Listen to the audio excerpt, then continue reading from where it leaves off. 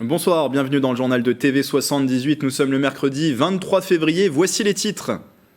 151 faits de racisme, 14 d'homophobie enregistrés en 2021, rien que sur le territoire yvelinois. Préfecture, justice et académie de Versailles sonnent la révolte avec ce plan signé hier. Il donne un cadre à la lutte contre le racisme, l'antisémitisme et la haine anti-LGBT. On vous explique tout dans un instant. Objectif 25% de logements sociaux fixés par l'État. Les communes yvelinoises restent encore malgré tout largement déficitaires. Pour leur venir en aide, le conseil départemental a lancé le plan prévention carence. Le PEC est la première ville à en bénéficier avec l'inauguration hier d'une résidence. Enfin, après sa victoire de samedi dernier au Muro, la boxeuse Rima Ayadi conserve sa ceinture WBA continentale des légers. L'habitante de Poissy se tourne désormais vers de nouveaux horizons, un titre européen puis mondial et le rêve Paris 2024. Elle est notre invitée. Mais avant de développer ces titres, rappelez-vous, le 17 janvier dernier, une soixantaine de circassiens bloquaient la route nationale 10. Ils protestaient contre l'arrêté du maire de Trappes interdisant l'installation de cirques dans la ville. Finalement, après une autorisation de la préfecture, le cirque Nicolas Zavata refait bien étape à l'île de loisirs de Saint-Quentin en Yvelines jusqu'au 13 mars. Le reportage ce matin à Trappes de Mathilde Franco. Mercredi 23 février, le brouillard est bien présent et le cirque Zavata finit de s'installer sur l'île de loisirs de Saint-Quentin en Yvelines, une installation dans un contexte tendu avec la ville de Trappes. Le maire étant en conflit ouvert avec les gens du cirque et refusant leur venue, une soixantaine de circassiens avaient bloqué la Nationale 10 le 17 janvier. Finalement, ils ont eu gain de cause de la préfecture et ont pu s'installer. C'est normal parce qu'on vient ici depuis 8 ans et pour quelle raison on n'aurait plus le droit d'être ici alors que la loi est de notre côté. Pour le moment, rien n'interdit au cirque de donner des représentations avec des animaux non domestiques. Cependant, en novembre 2021, le gouvernement a voté une loi interdisant l'acquisition et la reproduction des animaux sauvages d'ici 2 ans et le transport, la détention et les spectacles d'ici 7 ans. Les cirques ont donc jusqu'à 2028 pour s'adapter. On est en 2022, donc on doit s'adapter, nos véhicules ont changé. On a changé toute l'installation des fauves. Du côté des quelques habitants interrogés, les avis sont plutôt catégoriques. Pour moi, à partir du moment où le maire de Trappes a décidé que du coup, il n'y avait pas de cirque à Trappes parce qu'il y avait des animaux sauvages, donc je pense que s'il l'a évoqué, c'est qu'il avait ses raisons et d'aller à son encontre, je trouve pas ça terrible. S'il y a des animaux sauvages, je suis contre, clairement. Hein. Je pense qu'aujourd'hui, les cirques doivent s'adapter à ça. Moi, je suis plutôt pas anti-cirque, mais c'est pas un milieu qui me fascine, qui me plaise vraiment.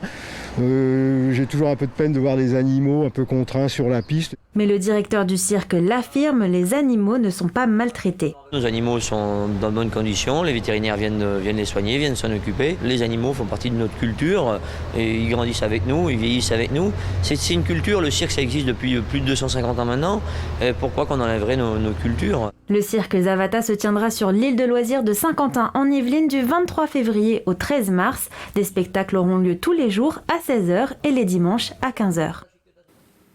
Mélanie Poquet est avec moi en plateau, bonsoir. Bonsoir. De la rédaction de TV78, donner un cadre à la lutte contre le racisme, l'antisémitisme et la haine anti-LGBT. Je vous en parlais dans les titres. Ce mardi 22 février, un plan a été signé pour améliorer la prise en compte de ces actes. Alors, quelques chiffres que vous avez donnés, 151 faits de racisme et antisémitisme ont été relevés par les forces de sécurité pour l'année 2021 dans le département, 14 d'homophobie. Plusieurs acteurs donc sont signataires du plan. Il y a la préfecture des Yvelines, le ministère de la Justice et les services départementaux de l'Académie de Versailles. Il se déroulera jusqu'en 2025 autour de 4 axes. Les explications de Raphaël Sodini, préfet délégué à l'égalité des chances.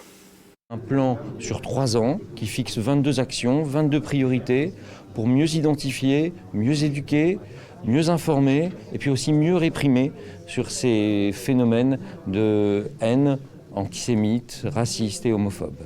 Mieux informer, mieux sensibiliser, la préfecture souhaite notamment s'appuyer sur ces 9 cités éducatives qui sont présentes dans le département. Et là aussi, Mélanie, l'éducation nationale va avoir son rôle à jouer. Et oui, l'Académie de Versailles note une recrudescence des propos homophobes dans les cours d'école. Alors, des actions vont être mises en place dans les établissements scolaires du département et ce, dès la maternelle. Bien sûr, vous en doutez, on va adapter le contenu et les mots utilisés en fonction du public. Il y aura aussi des jeux et des concours qui seront proposés comme une formation des professionnels. Les réseaux sociaux ont donné une portée virale en fait à des propos qui avant se limitaient au cours d'école. Et puis les réseaux sociaux aussi ont donné malheureusement la possibilité à des gens peu courageux de se cacher derrière un pseudonyme. Et donc ça existe chez toutes les personnes, y compris chez les enfants et les adolescents, bien évidemment.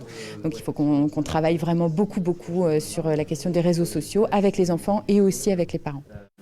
Et pour les actes déjà commis, il reste la répression. Ça, ce seront les missions du ministère de la Justice. Et là aussi, c'est la volonté d'avoir un regard plus global. Derrière un fait de vol, par exemple, le parquet souhaite prendre en compte tout ce qui est fait ou qui est dit, c'est-à-dire contextualiser et prendre en compte les circonstances aggravantes, même derrière la répression. La justice veut favoriser l'éducation par l'organisation notamment de stages de citoyenneté. Qui peuvent mettre sur la thématique du racisme vu globalement les personnes condamnées en situation d'être, par exemple, orientées vers des structures telles que le mémorial de la Shoah, ce qu'on fait déjà. Et puis, dans un avenir assez proche qu'on espère, c'est plutôt un lieu de mémoire locale qui est la Maison Zola et le musée Dreyfus. Une chose très importante dans cette thématique, c'est libérer la parole pour mieux accompagner les personnes qui s'estiment victimes. Et oui, parce que le dépôt de plainte est pour le moment encore une démarche encore peu faite. Imaginez, entre 2013 et 2018, en moyenne, seulement 5% des victimes d'injures et 25% des victimes de menaces ou de violences à caractère raciste ont fait une démarche. Alors, il y a des associations qui sont partenaires. France Victimes 78 est notamment à l'origine d'une fiche réflexe pour guider les victimes et informer.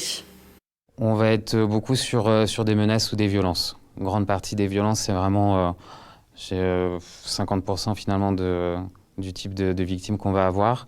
Après, c'est plus délicat de vous donner un pourcentage aussi sur ces thématiques-là, ce que ça représente. Mais c'est des choses qui reviennent quand même malheureusement régulièrement. Alors vous pouvez aussi composer le 3928, c'est celui de la plateforme antidiscrimination du Défenseur des droits. Et qui est joignable du lundi au vendredi de 9h à 18h au prix d'un appel local. Merci Mélanie pour toutes ces précisions. Depuis l'entrée en vigueur de la loi SRU, la majorité des villes doit répondre à un objectif, 25% de logements sociaux. Le département des Yvelines est le plus déficitaire en Ile-de-France en la matière. Et pour venir en aide aux communes, le département a lancé son plan Prévention Carence, une aide à la construction de logements sociaux. La ville du Pec est la première sur le territoire en bénéficier avec l'inauguration d'une résidence hier mardi. Bichente Mérien Santisteban est la voix de Céline Charles.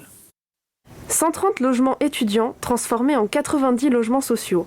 La résidence L'Hélice de la ville du Pec, ce sont 57 studios, 23 2 pièces et 10 3 pièces à proximité du centre-ville pour un prix défiant toute concurrence. Pour vous donner un ordre d'idée, les premiers prix des studios sont à 200 € les 20 mètres carrés. Quant au PEC, on est plutôt autour de 600 € les 20 mètres carrés. Donc vous voyez, c'est des prix très attractifs dans un secteur où il y a une forte demande et où il n'y a pas forcément une offre importante. Déjà occupé à 2/3 de sa capacité, c'est la première inauguration du plan Prévention Carence mis en place par le département en 2018. Un fonds de 10,7 millions d'euros apporté pour acheter le bien, puis le revendre à des bailleurs. Les communes carencées, c'est-à-dire les communes qui n'ont pas 25% de logements sociaux, sont pénalisées par l'État, elles payent une amende. Donc le département aide de deux façons.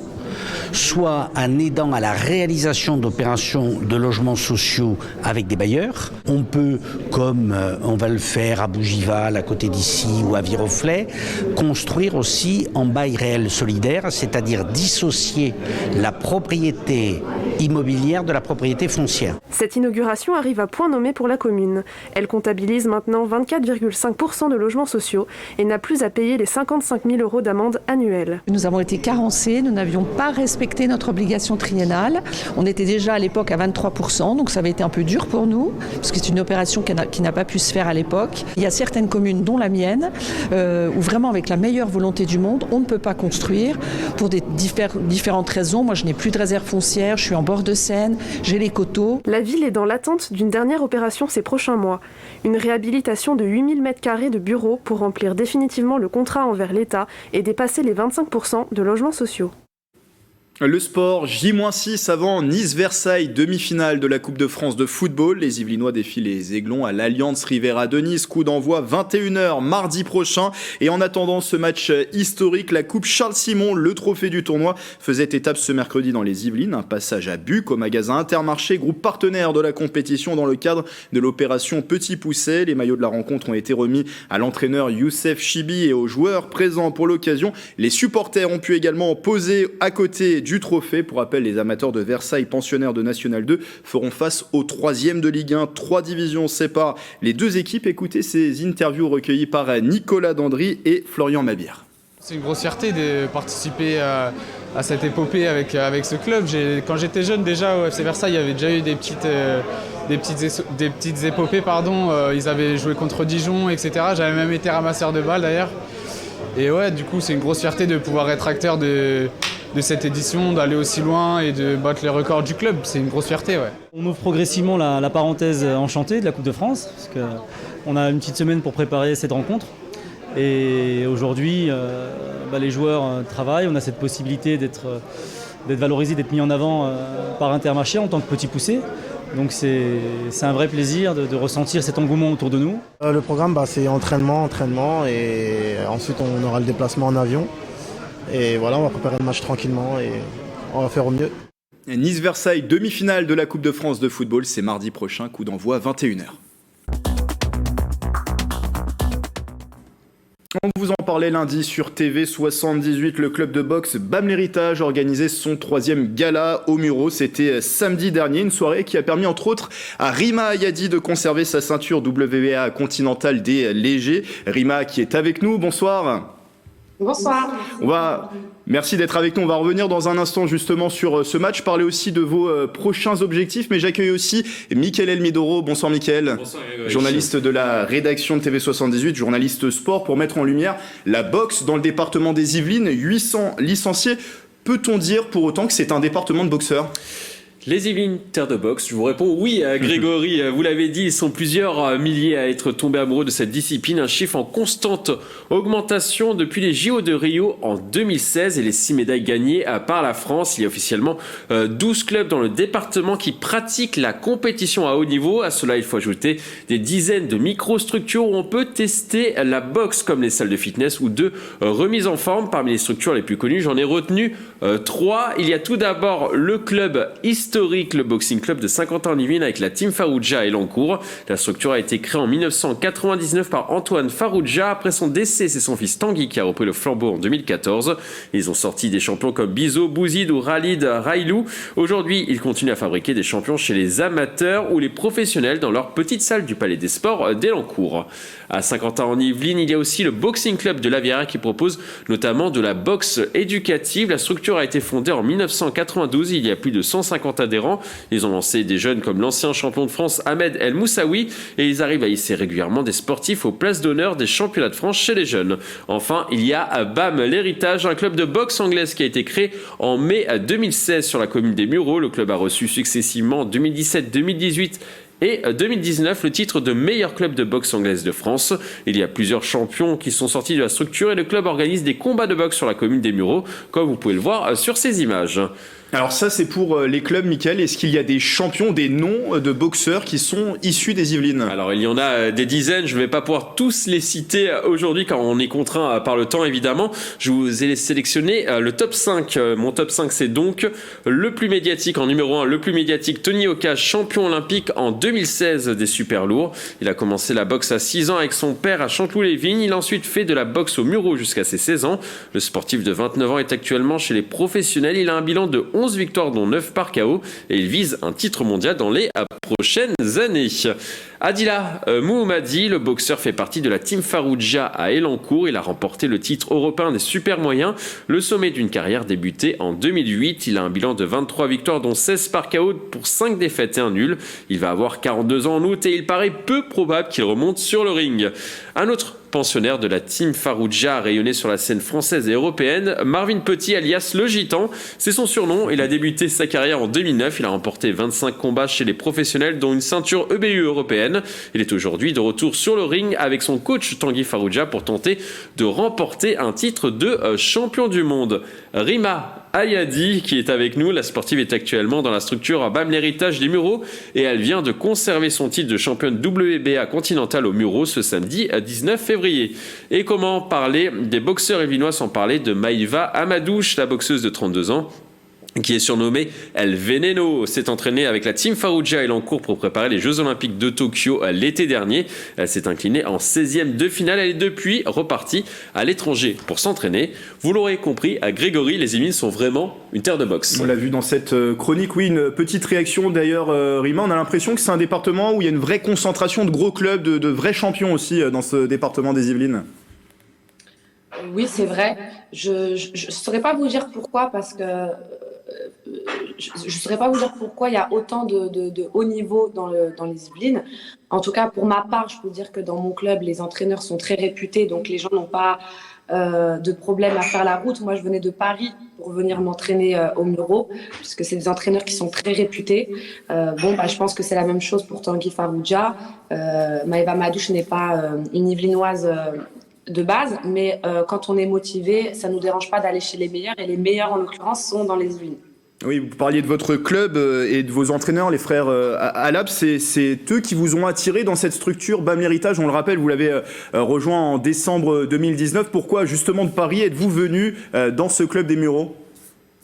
Lorsque j'ai décidé de passer professionnel, donc auparavant j'étais dans un autre club dans le 93, puis j'ai décidé de passer professionnel, et le meilleur club et les meilleurs entraîneurs de France, donc en boxe professionnelle, ce sont Aziz et Abadila Alab. Ils ont été élus comme tels, et j'avais déjà des affinités avec eux quand on se croisait lors des compétitions. J'avais pu passer quelques fois là-bas pour voir que c'était pas qu'une réputation, et tout de suite quand je suis passée professionnelle, je me suis dit qu'il fallait aller chez eux, quoi. Et nous en parlions. Quitte à faire la route. Puis maintenant, oui. je suis yvelinoise. Vous êtes yvelinoise et vous avez un parcours très atypique, assez exceptionnel aussi. On va y revenir dans un instant. Alors nous en parlions samedi, vous avez conservé votre ceinture WBA continentale des légers. C'est déjà la deuxième fois que vous défendiez ce titre, acquis pour la première fois en avril 2021 contre la Bosnienne Malagic. En octobre, vous battiez la Vénézuélienne Lozano, et samedi, vous avez dominé au point l'Ukrainienne Medvenko. On a eu le sentiment que vous n'avez jamais été mise en difficulté sur ce combat. Comment vous l'avez ressenti de l'intérieur ?